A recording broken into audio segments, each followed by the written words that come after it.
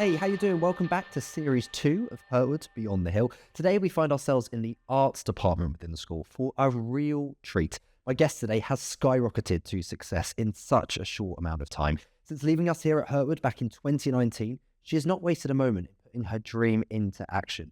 Bijou de Mimi is one of the UK's fastest growing jewellery brands. It started with a TikTok account and £400 in savings. It's now a 7-figure jewellery empire, an empire that is owned by our guest today. The journey to this success, though, is what really interests me, and I cannot wait to find out more today. Please welcome ex-Hurtwood student and entrepreneur, Amelia Hitchcock-Merritt, everyone! Oh, I know, it is a little bit crazy. Amelia, how are you doing? I'm good, thanks. How are you? Very good, thank you. Thank you for coming back. Don't worry. This room, tell me about your memories of this room, being back in here. Most of my memories are upstairs. My only real memory of this room was doing my A-level exam. But positive results. So really positive. We're happy about being back here. Great. You left here in 2019, which is 6 years ago. 5 years ago? 5 and a bit? 5, yeah. Yeah, 5.5 years ago. 5.5. Yeah. So you are our soonest returning guest to the podcast, and that's because you've done so incredibly well since you've left. We're going to go through it all today. Why Hurtwood is my first question. What drew you here? It's actually a really sweet story. Let's hear it. Okay, so there's two sides of this story. The first time I found out about it, as I actually explained to Tina the other day, was one of my childhood besties who I actually hadn't seen in ages. I was staying with her in Jersey, and they're really good friends with the Jacksons. And I painted a picture or drew a picture. No, I think I drew a picture of their youngest son whilst I was there at the dinner table, and they were like, "Oh my God, that's so good. You should go to Hurtwood." Anyway, so that's how I first heard about it. But then I didn't think about it again because I loved the school I was at. And then basically the reason I loved the school I was at was because I had an amazing art teacher. The art teacher was leaving, but she couldn't tell anyone that she was leaving because teachers have some kind of agreement thing that they can't tell the kids until it's a certain month spam or something. And I was doing my GCSEs at the time, and she got the artist, it was another boarding school, and she got the artist in residence to give me a note to say that she's leaving and she doesn't think I'll do very well there without a good art department, basically, because it was my only thing I was really good at. And she was she thinks I should go to Hurtwood and go and have a look. Was she going to Hurtwood? No, but she just suggested the school. She just suggested it. She was quite old. I think she was retiring. She was really quite elderly. So she suggested it. You came and had a look. And then we loved it. We fell in love with here as yeah. well. Were you always creative? Because we talk about the art, you also had a talent, even since you were really, really young. Yeah, it's actually quite a deep-rooted story again. So I was totally obsessed with art when I was younger. And I was also totally obsessed with the concept that I wanted to be hyper successful and I wanted to be famous. Anyway, and so, but doing something creative. And so I was just sure that I wanted to be the creative director of Condé Nast. And that was that was my plan. And I knew that from when I was 12 because I was really obsessed with Tatler, and Tatler had a teen Tatler, and then there was also Teen Vogue, and I loved it when I was younger. Anyway, so I just researched how everyone got there to the jobs that they had. Yeah. And it was either you had to go to LCF or you had to go to CSM, and then worked your way through Condé Nast. Anyway, so I was obsessed with that from when I was little, and I went to a school, and I'm not going to name the school, but I didn't last very long there. Right. Because the art teacher, I was really obsessed with doing well in year 7 and 8 and 9. And the art teacher basically said, "I don't know why you're so obsessed with it. You don't need to keep trying to work this hard. You're never going to do better than a B. And it's really weird to be your age and obsessed with getting into Central St. Martin's." Anyway, I ended up sort of half getting kicked out of that school. And my mum was so angry at that.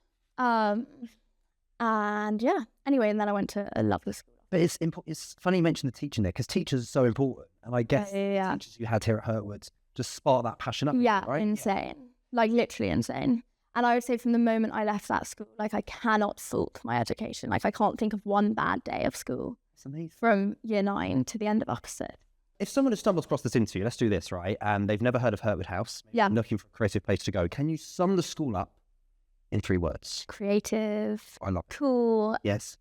Unconventional. Creative, cool. Unconventional. And that actually is that, because Hurtwood do things in a completely different way. Yeah. But what's amazing about this podcast is speak to so many people from different industries and they all do well. Yeah. It has to be something to do with the teaching, or that has to be a big part of it. Yeah, no, 100%. So when you were here, you studied art, textiles and sociology. Mm-hmm. You got an A-star in art in its very building. Why these subjects? I guess it's because you were creative and you've been doing them before. Yeah. I was just, I'd already at my previous school had like an agreement with my teachers that if I promised to get A stars in all of the creative subjects, I was allowed to fail the others, other than maths, which I did foundation. And so I was always really obsessed with all of them. So I didn't really like second think. How would you describe the Hurtwood teaching style? What I really liked about it was how I understood it. Everyone's quite relaxed if you're working hard and doing well. Whereas if you're not, there's no like telling off. It's more like, why aren't you doing well? Yeah. And I really liked that. How can we get better? Art and textiles, I don't know a lot about them. I was rubbish at anything creative in terms of making art. So what are your fondest memories of studying it here? Are there any standout pieces of art that you created or things that you did in textiles? Throw your mind back. For my A level, there were two pieces, but like the main coursework 60% piece was finding out what happened to Madeleine McCann. Yeah. Well, I think I know what piece of artwork you're talking about, because we have a lovely visual arts book. Let's find you in here. We'll close up on camera. This one here. Yeah, that one. So you've done lots of different paintings, photos here. Yeah, there was actually so much. Like I did so much painting and knife drawing and stuff like that, but I was a bit bored of painting and knife drawing by the time I finished school because I'd done it since I was like 14. So I was a bit like, oh, I'm just going to do something photo-y. So you left us 5-6 years ago. So you probably remember your school report and what everyone thought about it. Yeah. Yeah. Do you remember it? Do you have it to hand? I do have it to hand. We'll get it in now. We can relive some of it. Absolute bangers. Wait, this is so funny. So you have fond memories of the school and of your report. So I've got some stuff here. Let's go through art. I've got art, textiles and sociology. So Amelia is a talented artist who has a natural, expressive fluidity to her drawing and painting. I'm very impressed with Amelia. Her drive, work ethic and independence are to be commended, something that it sounds like you've continued with since you left us. Textiles, Amelia is likeable, conscientious, and that's a tough one. And a talented student who produces high quality work on a regular basis. You have an excellent eye for layout and design, and this is evidenced through her sketchbook. Sociology, it's a constant pleasure to have someone as vivacious and opinionated as Amelia in the class. She injects passion and fire into every debate, but is always good-humoured and willing to let the topic lie when we need to move on. She's the most engaging student, and I found her to be great fun in class, a perfect foil for the introduction of counter-arguments. She really is one of a kind. Oh, that is sweet. Was that Claire? Just a sociology, I assume it would have been Claire. Yeah. That one. Yeah. Love her. So what was your memories of sociology? Just being allowed to get that opinion side out? Well, year 1 was Claire and year 2 was Roy. Right. And I mean, they're so different, but they were both great in different ways. But I remember, I think I was a bit more annoying to Roy, whereas I was probably more like, Claire probably liked me. So we think Claire wrote this. So I have a feeling Claire wrote that one. But it's really sweet though. And Roy was really sweet as well. And it's lovely to hear all those back, isn't it? Yeah. Because it feels like this for me, and I'm only a year after you. Yeah. It feels like yesterday. Do you feel that? Yeah, no, I find it so weird. Although a lot's happened. I find it so weird. And like how long ago everything is. In terms of summarising her, before we move on to what you've done since, is there a best memory? Well, I kind of loved everything, but I genuinely thought the support in specifically from Ali was like incredible. As in, I had never experienced with a teacher, other than actually I had with my last teacher as well. But I had never experienced going to them and being like, "This is my goal," and then he was actually like, "Okay, cool. So how are we going to get you there?" I love that. Rather than knocking you down. Rather than being like, and it was a very optimistic goal.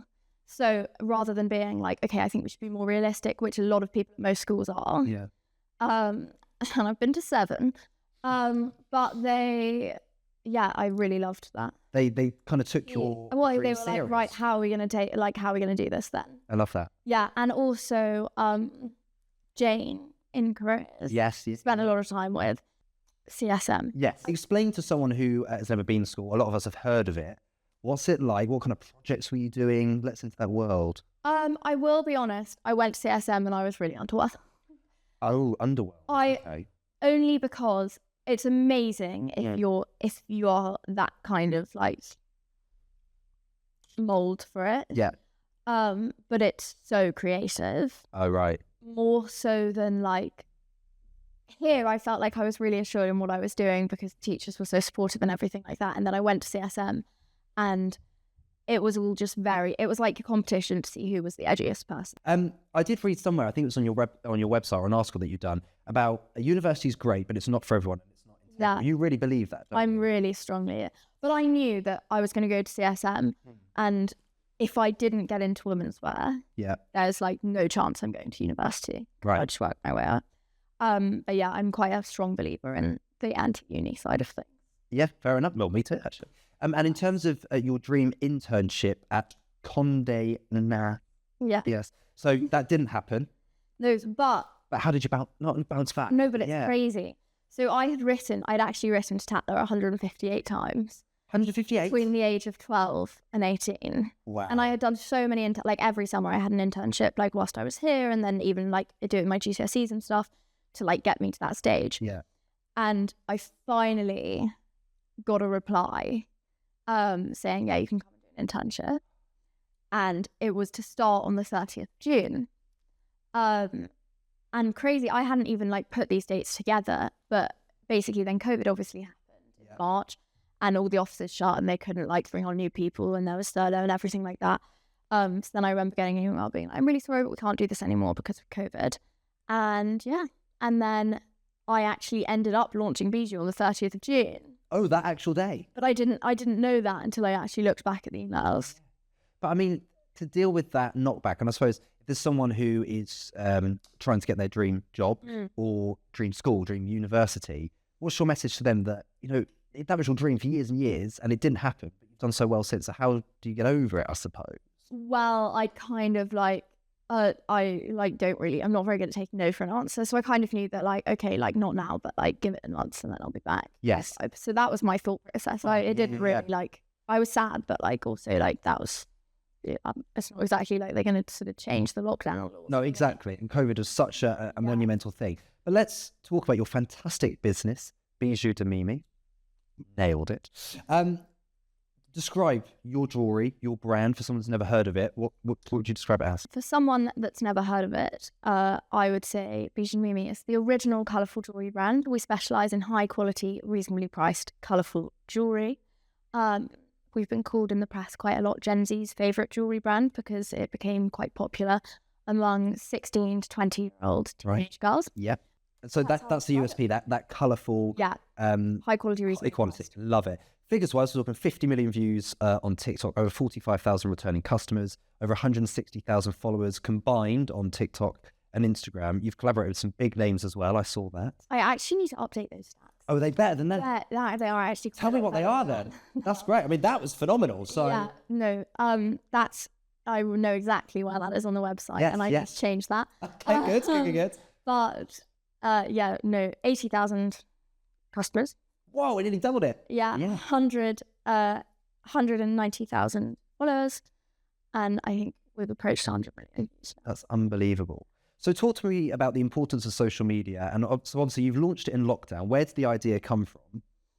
So, in my whole dilemma of trying to find my internship and knowing I was leaving St. Martin's, I was in Paris because I was interviewing for an internship at Bonport and Baby Dior, which were one of my other options if I didn't get the Condé Nast situation. Anyway, and whilst I was there, it was the first time I'd been to Paris, and I actually have been so many times since, my favourite city. And there's a famous road in Paris that has loads of jewellery wholesalers on it.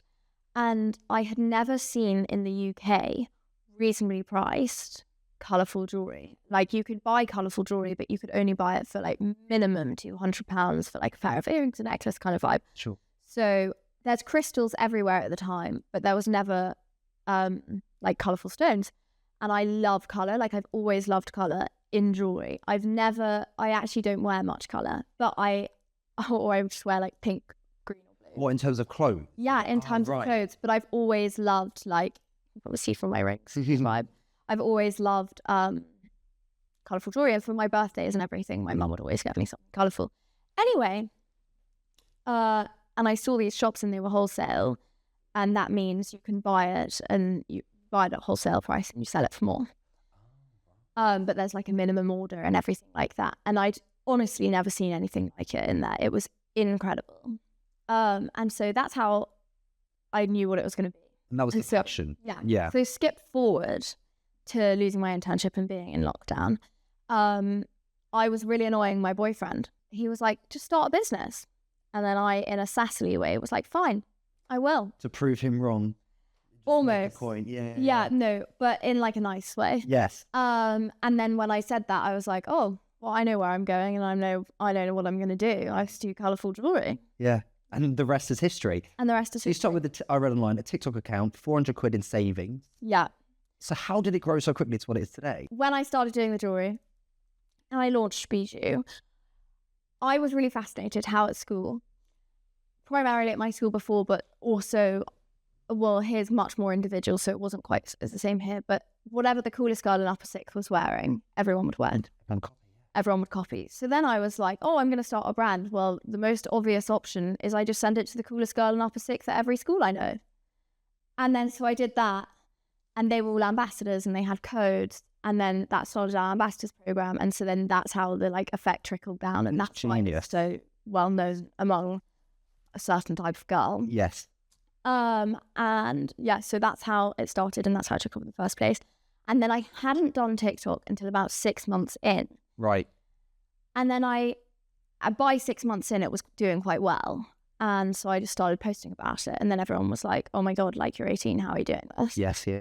And then it sort of went viral. And did you ever use TikTok Shop and sell through there? Or I have dabbled with it, but like that's a whole other story. I don't really like it. No, fair enough. But that original marketing idea of just getting ambassadors, because social media, you probably do it as well. You don't necessarily need to pay influencers. You can send them stuff. So then that also leads me to so many influencers wanted it, right? Which also really helped in the beginning. Of course. So I hadn't actually. I mean, to this day, I've never paid an influencer. I've paid for like a few different like shoots and things like that. But I've never paid an influencer to post about the product because my kind of thinking is if they like it, they'll post. If they don't, they won't. And I don't want them posting if they don't like it.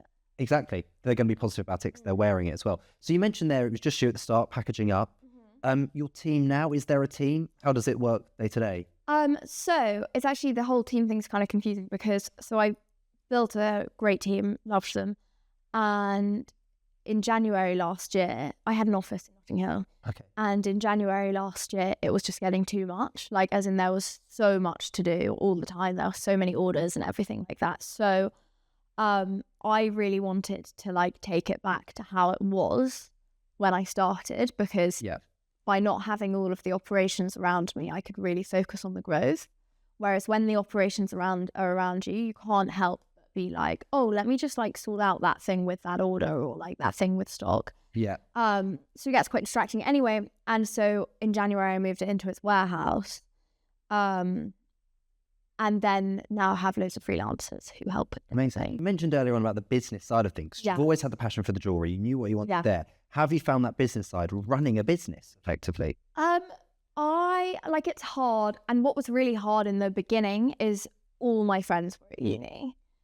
And then the problems I was having were like problems my friends could never relate to. Yeah. So that was really difficult. But other than that, I think I've had like a really lucky journey. Obviously, there's been so many down moments, but on a whole, it's been really, really positive. And I just actually find that I am like naturally quite good at the kind of businessy side of things. Yeah. I just like I could I'm not very good at listening to people telling me what to do kind of vibes. So tell me about, I'm the same, to be honest. Yeah. You've bought some jewelry and some packaging. Can we have a little look at of course. I love the brand. Well, the packaging is my favourite part. So at the time of recording, it's come up to Christmas, which must be a massive time for you. And this is the Christmas packaging, is it? This is the Christmas packaging. Oh, we throw it. Well, it's not the packaging for orders. Oh. Well, it's to an extent. Okay. I'll show you. Yes, yeah, please. These are our bags. This is lovely. So these are when we do like pop-ups and shows and fairs and everything. Yeah. These are the bags that it comes in. Very good. Love them. And then we've got our gift boxes. Oh, Imagine that under the tree at Christmas. Well, I know. And do you know the reasoning behind the gift boxes this year is because I used to make the girls tie these bows. Yes. And I'm really pernickety about a bow. So like a bow has to be perfect. Like a bijou. There's like a bijou bow. Okay. And it's on everything.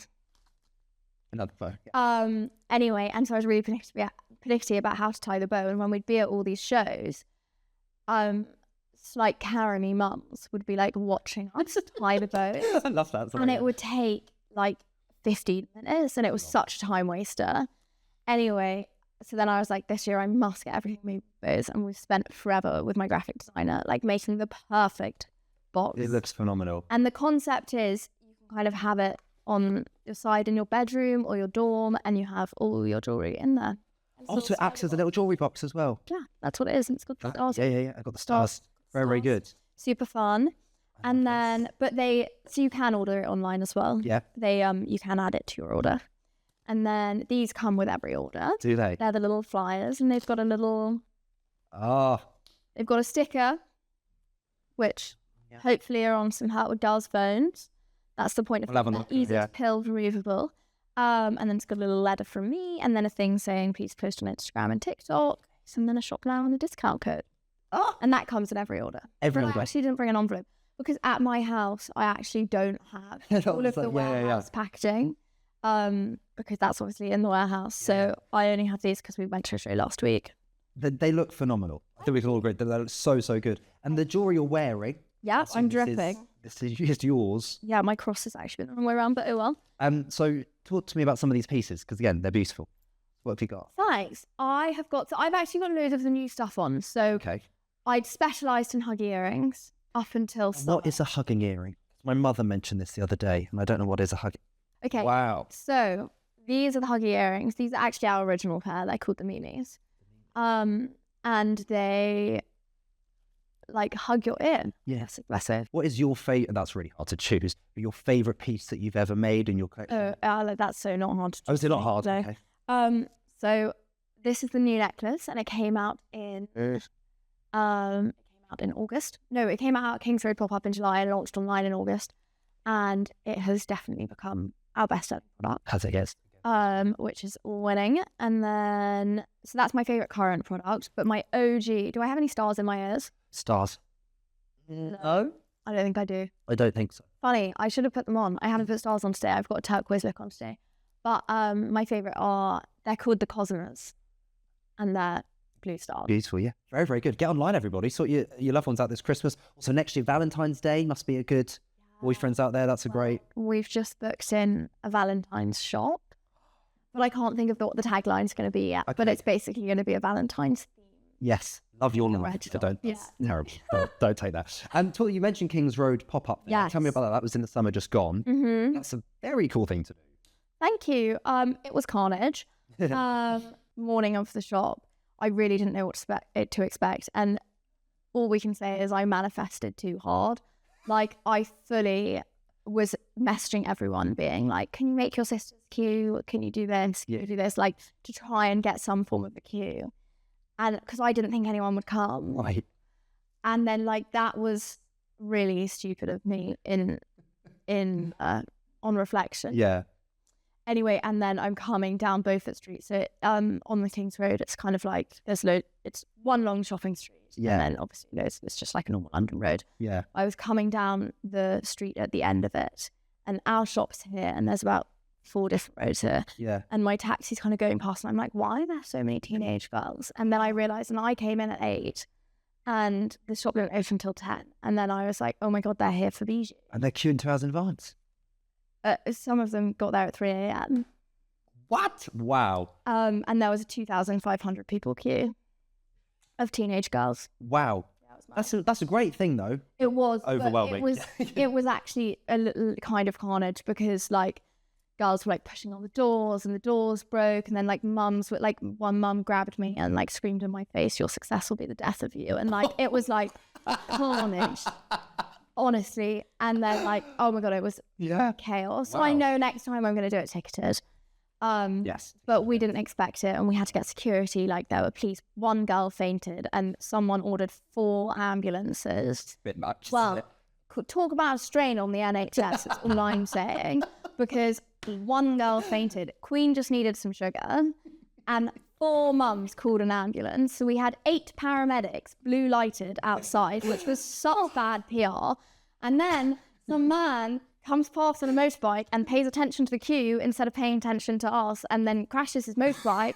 So then there were more. Anyway, it was carnage, but it was amazing. And to be fair, I actually think loads of people in the queue came here in September because loads of girls were like that classic age where they're going into sixth form. Yeah.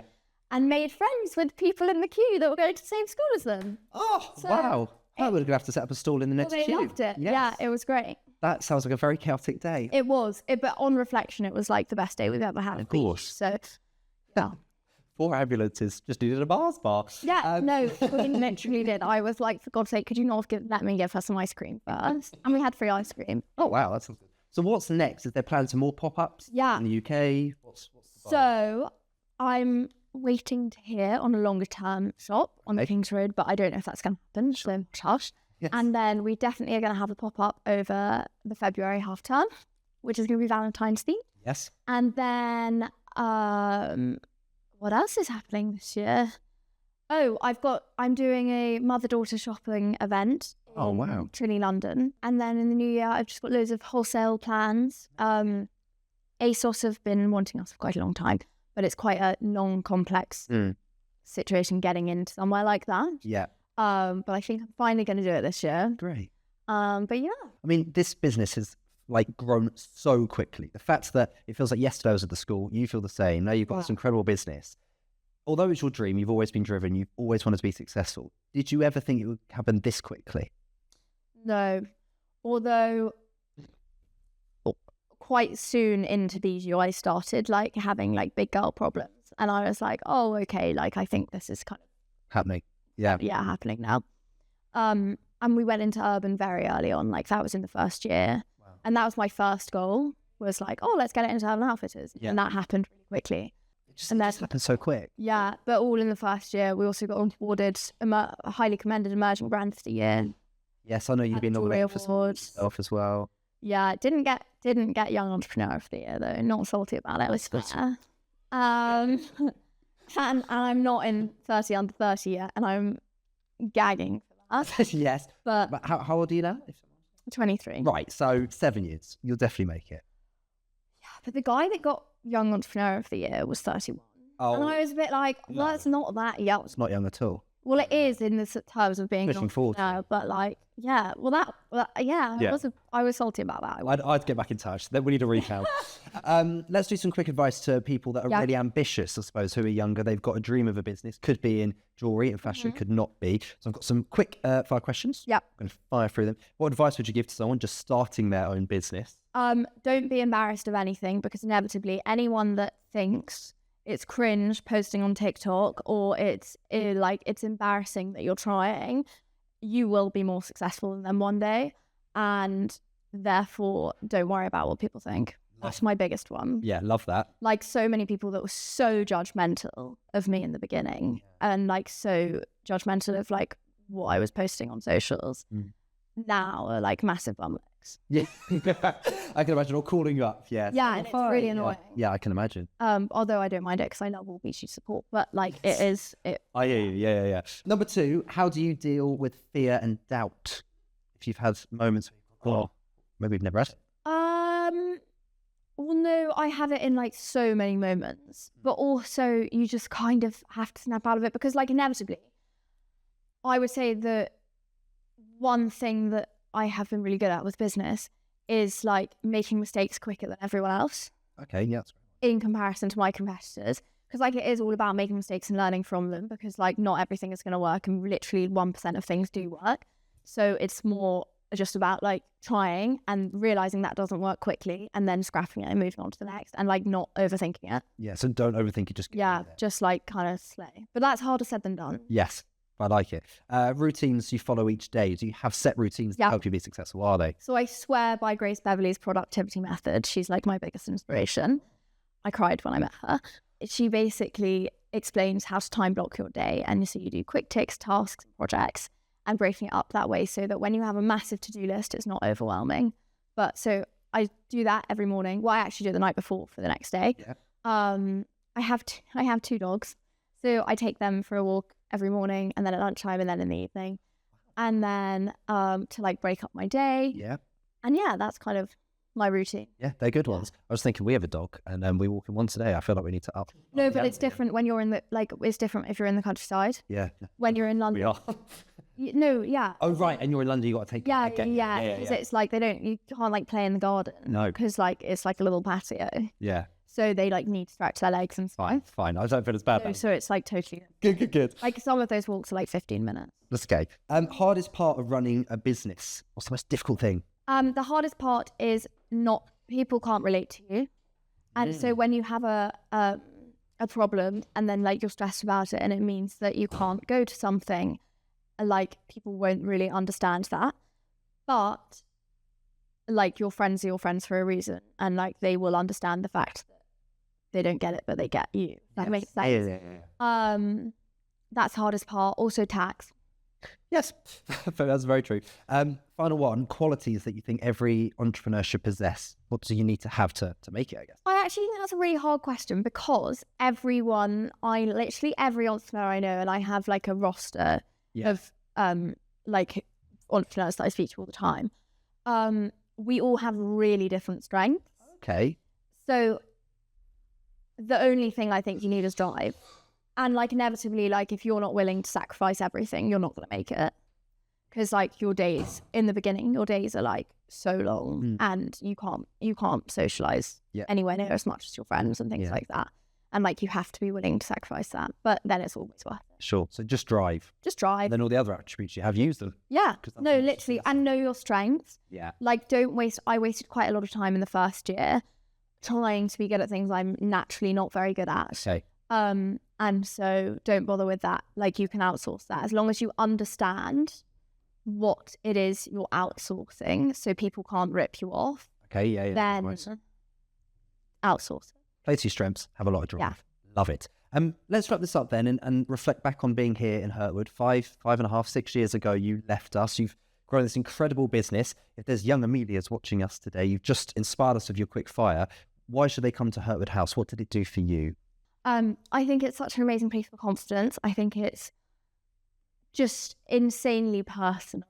Like you really are like good at what you're doing, which naturally makes you happier. Wait, how am I wording that? No, I totally get it. Do you see what I mean? Yeah, definitely. Yeah. Well, but like naturally, it just by doing things you love, you're naturally going to be good at it, and by doing that, it's rewarding. Does that make sense? Absolutely. And the support, and you mentioned the personal I was talking about all of that, but But yeah, and I also think just like I loved being in house, and like I'm still really good friends with everyone that was in my house. Yeah.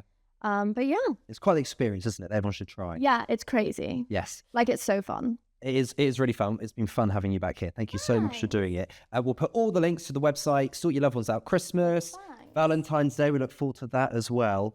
Round of applause, big whoop like we did at the start for Amelia, everybody.